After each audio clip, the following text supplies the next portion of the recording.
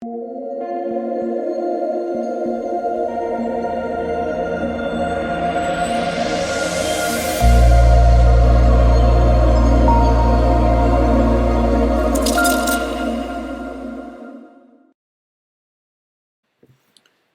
what's going on, guys? It's DK.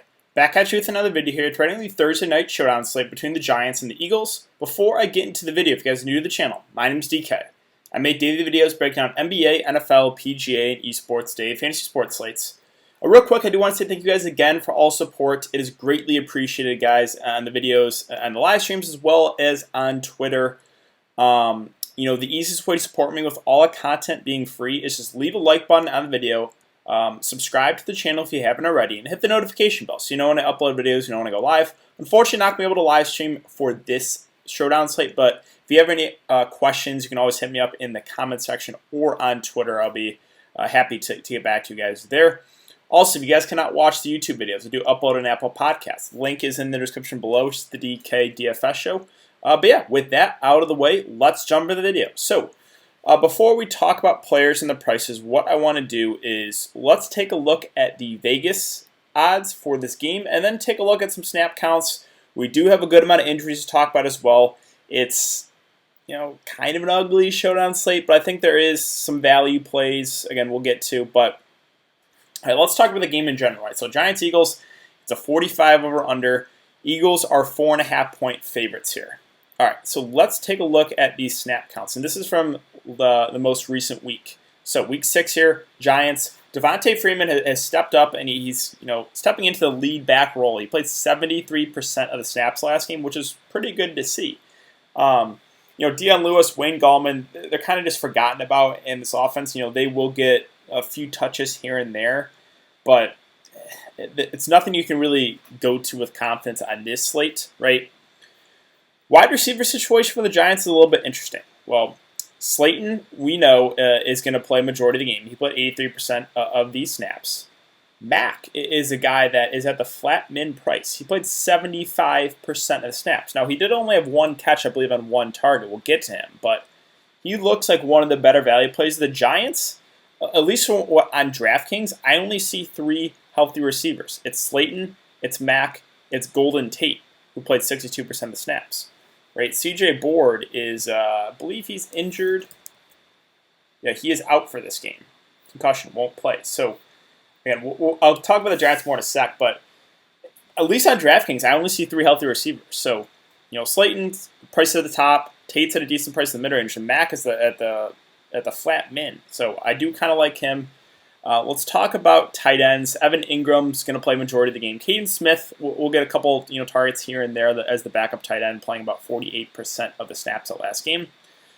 As far as the Eagles, Miles Sanders is their lead back, but he went down and is going to be out for this game. So Boston Scott should step up into the lead role here. Now, how much are going to utilize Boston Scott is a little bit more in question. I did bring up week 1 when Miles Sanders was out. And this was kind of the distribution of snaps. Boston Scott played 56%. Corey Clement played 37%. So maybe it's like 60-40. I would guess 60-40, 70-30 in favor of Boston Scott. So he's definitely someone we can look to. But DraftKings, I'll give them credit. They did a good job pricing guys up. Again, we'll talk about the prices here in a sec. But yeah, both Boston Scott and Corey Clement are definitely priced up on the slate. We're not getting either at discounts. Wide receiver situation, well, we know Philadelphia has just been a team that has been dealing with a ton of injuries. Their top 3 wideouts, Ward, Fulgham, and Hightower, all played a good amount of the game. Ward and Fulgham, 81%, Hightower, 60%. I was excited about it because I felt pretty good about Hightower as a value play, but now we have Deshaun Jackson coming back. We don't know what his workload's going to be. I would guess, he's been out for a while. They're probably going to limit him a bit since he's obviously up there in age 2. So Deshaun being active and playing does kind of throw a wrench in this. Does make, the other 3 receivers, mostly Hightower, a little bit riskier. Tight end situation. So, again, Philadelphia has been just dealing with so many injuries. Goddard went down a few weeks ago. Now Ertz is out. So Richard Rodgers is the de facto number 1 tight end. And you guys know Philadelphia loves running 2 tight end sets, right? With obviously Ertz and Goddard when they're healthy.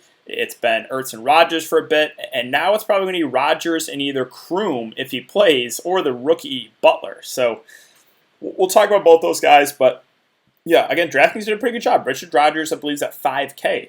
They priced these guys up. And then again, this was the week 1 where I went over at Boston Scott, Corey Clement's usage. So that's kind of just a good idea of players and what we can expect here for this week for this game. Let's quickly talk about the wide receiver situation before we get into it for the Giants. So or before we get into the entire slate. So Giants, right? They have Slayton, obviously, Golden Tate. Sterling Shepard's still in the IR. Go down to wide receiver, right? Austin Mack, he is the only other receiver that is healthy and available. Ratley is no longer on the team. They waived him. He's on the Texans practice team. And then Board, Core, Sills, all on the IR. So, yeah, the Giants only have 3 healthy receivers from what I see. But all right, let's start at the top here, and we'll start with Carson Wentz at 10-8. Well, sorry, I will always mention this, but yeah, quarterbacks have the highest floor. So safety, if you're playing head-to-heads, cash games, 50-50s, stuff like that, play both quarterbacks, right? Now, do you have to play both on the slate? No, because it's not projected to be like a shootout, right? 2 teams that have kind of struggled. Wentz, I probably obviously feel a little bit more comfortable with than Daniel Jones. Wentz is a guy that, does have a little bit of rushing upside. In 3 last 4 games, 65, 37, and 49 yards of ground is pretty good to see. He's been more consistent recently. Offensive line, again, the whole offense is banged up, but Wentz has been doing his best here, and he's still putting up decent fancy outings, so I think he's a really, really safe play. Daniel Jones at 10-4. No doubt, right, this Giants team has really struggled. The good thing also with Daniel Jones is he's a guy that is pretty decent at running the football. Again, 3 last 4 games here, 49, 45, and 74 yards on the ground. Now, sure, right, a lot of those came on one play, but he's definitely a guy that can get you like 50 yards on the ground and a touchdown.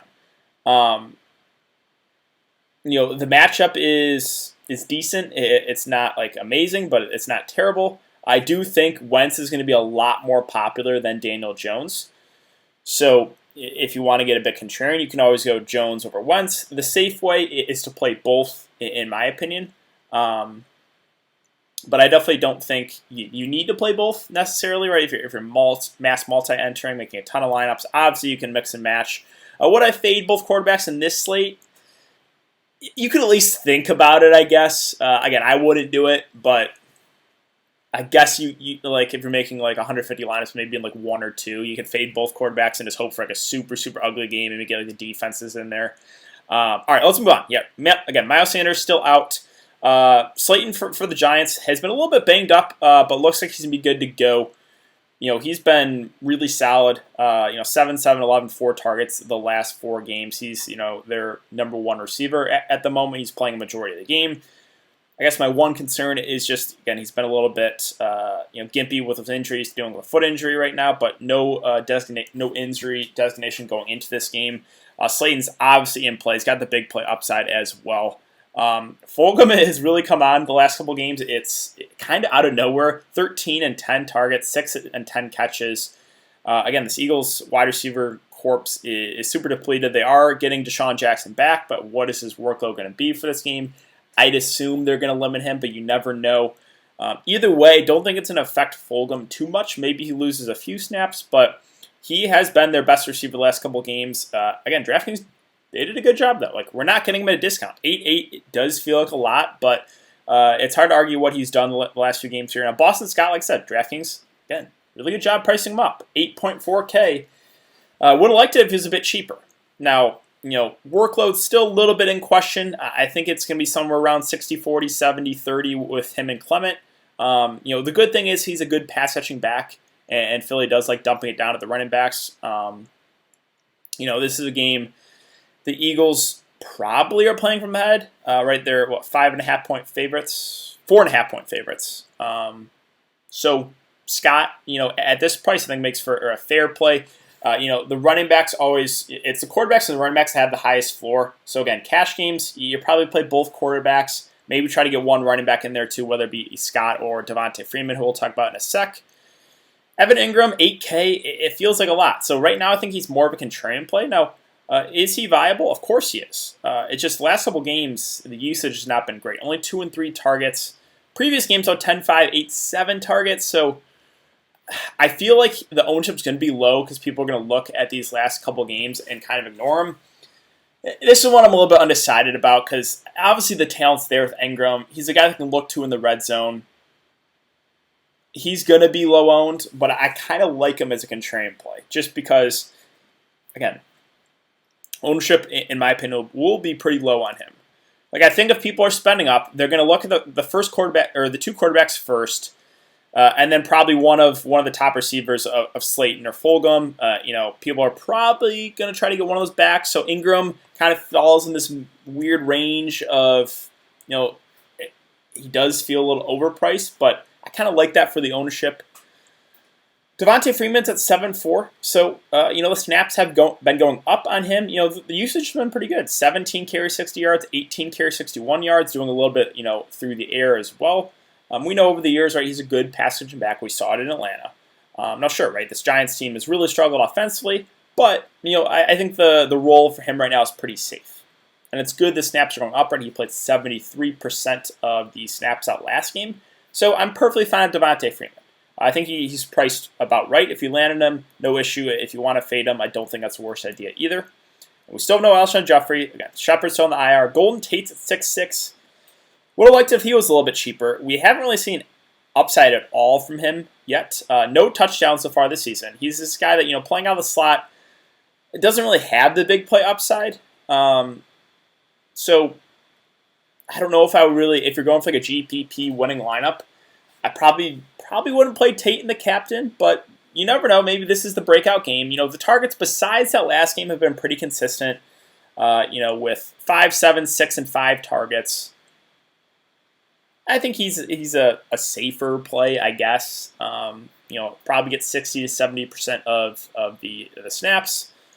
So yeah, he's an okay option there. Again, kind of like a few guys I mentioned, would have liked if he was a little bit cheaper. Deshaun Jackson's at 5.8. So this is the big question mark here. What are you going to do with Deshaun Jackson? It's tough because he's been out for a while. Are they going to limit him? I would guess they would. Hopefully we get some sort of clarity on this before lock. I'll do my best to keep you guys updated on Twitter if I do hear of, there's going to be limitations. So it is important to follow me on Twitter, guys. It is in the description below. But yeah, Jackson, he's got the big play upside, even though, he's getting up there in age. The 2 games that he was healthy, 7 and 9 targets. So 5.8K is a fair enough price. It's, just all about, are you willing to take the risk? Do you think he plays a majority of the game? If the answer is yes, if you think he plays a majority of the game, I think he looks like a pretty good play at his price. It's just, I don't think that's guaranteed. I think there's a good chance maybe they limit him. So again, he's the question mark on this one. Corey Clement at 5.2. We'll back up Scott. Again, I would say 30-ish, 30 to 40%-ish of the snaps here.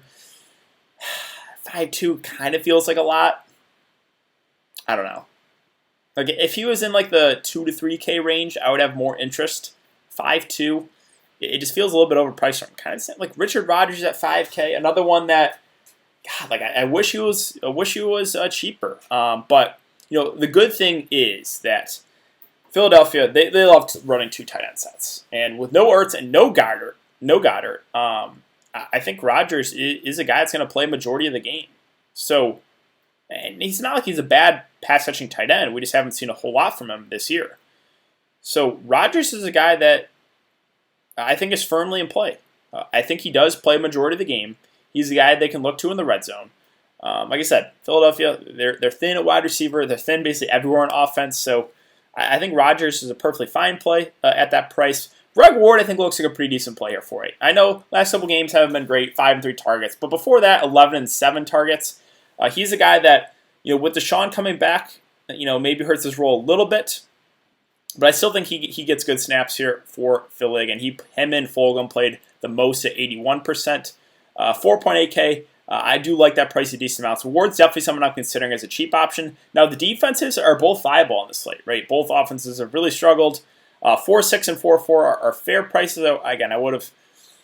The defense always feels a little bit overpriced on these showdown slates, but if you think this game is going to be ugly, which is definitely possible, right? Again, both offenses have struggled. You can consider either defense. Now, which one would I prefer? Probably the Eagles, but that's not really a strong take. I think you can consider both defenses on the slate if you think it's going to be a really ugly game. Again, kicker's kind of the same thing, right? I'm fine if you land on one of them. I have no issue. Floor usually for kickers about 5, ceiling 15. So if you're fine with that, go for it, right? 3.8 and 3.6 are fair prices. I never really have a strong take on kickers. Arcega Whiteside at 2.4. Just with Deshaun Jackson coming back, I'm just not going there. Caden Smith probably gets 40-ish% of the snaps. He's 2K. Again, viable, but it's super risky. He's not a guy that gets targeted a ton. The backup running backs for the Giants with Deion Lewis and Wayne Gallman. Not overly excited about it. If I had to pick, I think it would be, I guess, Deion Lewis, because he played a little bit more last game. He's at 1.6.